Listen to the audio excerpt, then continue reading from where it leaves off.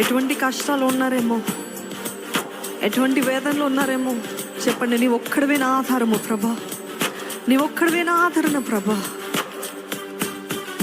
నీవు నన్ను విడిచిపెట్టే దేవుడు కాదు ప్రభా, నేనే నిన్ను విడిచిపెట్టి బ్రతుకుతున్నానయ్యా, నన్ను క్షమించయ్యా. కష్టాలు వచ్చిన తర్వాత కాదండి, కష్టాలు రాకముందే ఆయన సన్నిధిలో మొరపెట్టుకున్నామా? యోబు తన బిడ్డల నిమిత్తమై ప్రార్థన చేస్తూ వారు ఏదో పాపము చేసి ఉన్నారేమో అని వారి నిమిత్తమై బలులు అర్పించాడంట దేవుని సన్నిధిలో. ఈరోజు దేవుని సన్నిధిలో మనం అందరము చెప్దాము, దేవా నీకు దూరం అయిపోయిన పరిశుద్ధాత్మ దేవా, మరలా నాలో ఆ మంటని రగిలింపజేయ, మరలా ప్రార్థన జీవితాన్ని దయచేయ, మరలా విజ్ఞాపన జీవితాన్ని నాకు దయచే ప్రభా, మరలా మంటను రగిలింపజేయ ప్రభా.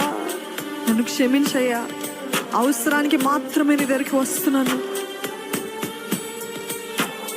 ఏమైనా కావాలంటే నేను నీ దగ్గరికి వస్తున్నాను, నన్ను క్షమించయ్యా.